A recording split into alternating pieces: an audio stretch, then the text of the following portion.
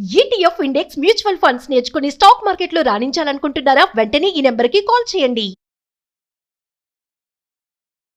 నమస్తే, welcome back to Suman TV. ప్రస్తుతం మనతో పాటు ఉన్నారు consumers affairs committee chairman Mandari Krishna Reddy గారు. నమస్తే సార్. నమస్తే అమ్మా. సార్, అమెరికాలో ఉన్నటువంటి ఎన్ఆర్ఐస్ ఎవరైతే ఉంటున్నారో వాళ్ళకి ఈ ఉద్యోగ విషయాలలో డిస్క్రిమినేషన్ అనేది బాగా చూపిస్తున్నారని చెప్పేసి ఒక ఉదంతం అయితే నడుస్తుంది. ఒకసారి దాని గురించి మాట్లాడుకుంటే సార్. ట్రంప్ అధికారంలోకి వచ్చిన తర్వాత అమెరికన్స్కు మాత్రమే అవకాశాలు కల్పించాలి,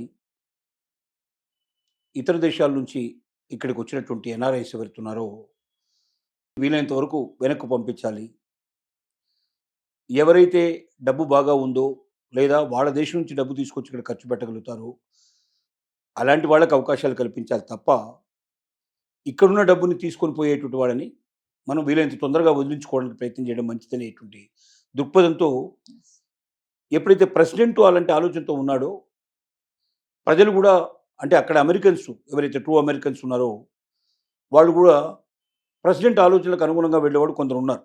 ఇప్పుడు ఎవరు లేకపోతే తను గెలిచేవాడు కాదు కదా. ఆ భావాలు ప్రజల్లో ఉండబట్టే అలాంటి భావాలు ఉండేటువంటి ప్రజల ఆలోచననే తను తీసుకొని దాన్ని ఇంకా కొంచెం బాగా ఎక్స్పోర్ట్ చేసేసి దాని బేస్ మీదనే అతను ఎలక్షన్లో గెలిచాడు.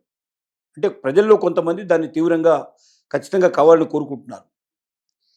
సో ఎప్పుడైతే అమెరికన్ ప్రెసిడెంట్ ప్రతిరోజు దాని మీదనే డిస్కషన్ చేయడం, ఆ రకంగా కొన్ని వీసాలు రద్దు చేయడం, కొంతమందిని గతంలో ఉన్న చట్టాలని మార్చడం, ఒక రకంగా భారతదేశం నుంచి కానీ ఇతర దేశాల నుంచి కానీ అమెరికాకు రావాలనుకుంటున్న వాళ్ళను వీలైనంతవరకు ఆపడానికి ప్రయత్నం చేయడం, ఇట్లాంటివన్నీ జరుగుతున్నప్పుడు మా ప్రెసిడెంటే మాకు అవకాశం కల్పిస్తున్నప్పుడు మేమెందుకు వీళ్ళని సహించాలి?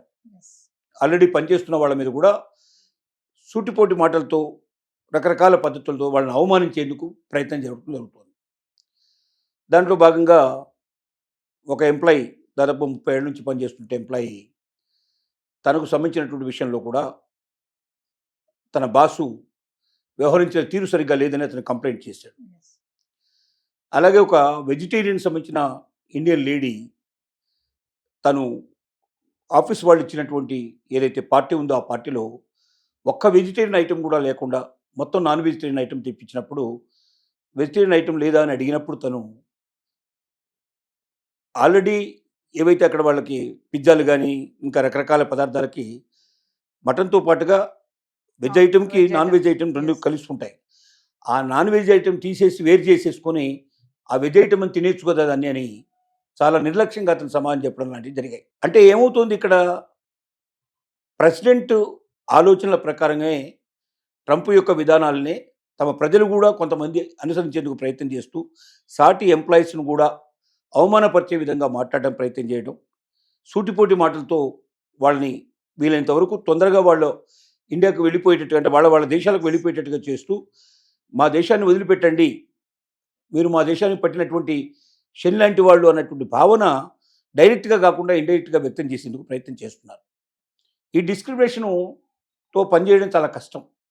వర్క్ ప్లేస్లో మనకు ఎన్విరాన్మెంట్ బాగుంటేనే, అందరూ సమానం అనే భావన ఉంటేనే మనం ఏదైనా పని చేయడానికి సులభంగా ఉంటుంది.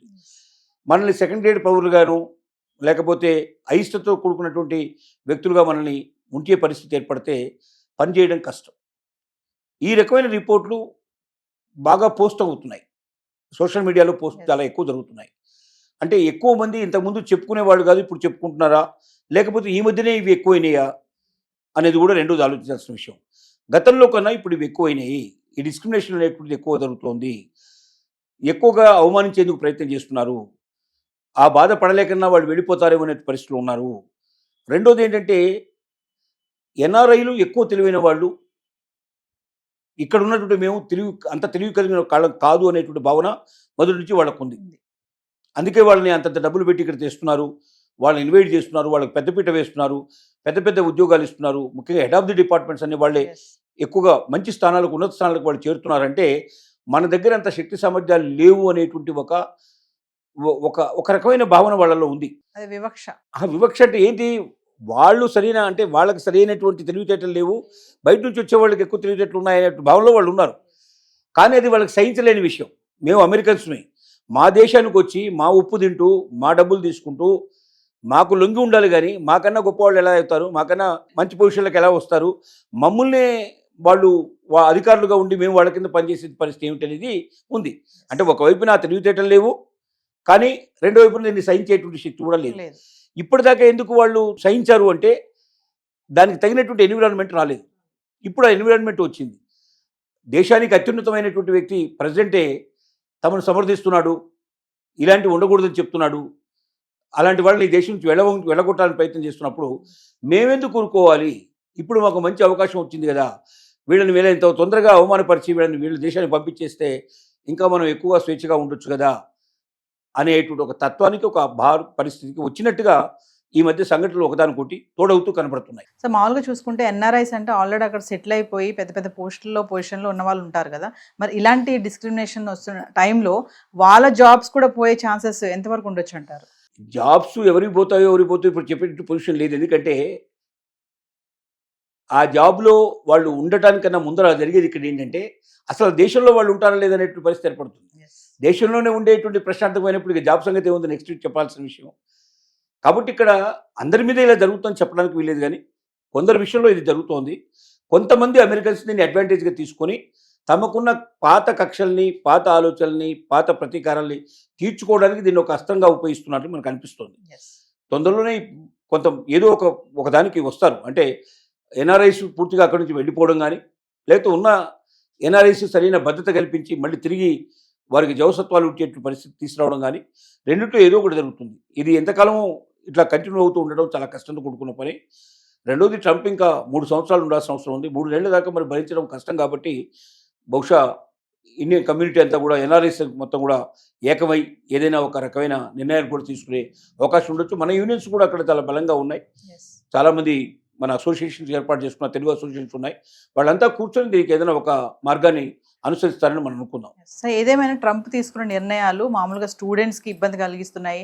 అబ్రాడ్ ఎడ్యుకేషన్ చేయాలనుకునే వాళ్ళకి కానీ, అక్కడ ఉద్యోగాలు చేయాలనుకునే వాళ్ళకి కానీ ఇప్పుడు ఏంటంటే అక్కడ ఉండి స్థిరపడిపోయినటువంటి ఎన్ఆర్ఐస్కి కూడా ఇప్పుడు స్కెచ్ అనుకోవచ్చు అంటారా, టార్గెట్ అనుకోవచ్చు? ఖచ్చితంగా. ఇప్పుడు ఇక్కడి నుంచి వెళ్ళిన వాళ్ళైనా, అక్కడ ఉన్న వాళ్ళైనా ఎన్ఆర్ఐస్ కిందే లెక్క. నాన్ రెసిడెన్సీ ఇండియాగా అక్కడ ఉన్నారు వాళ్ళు.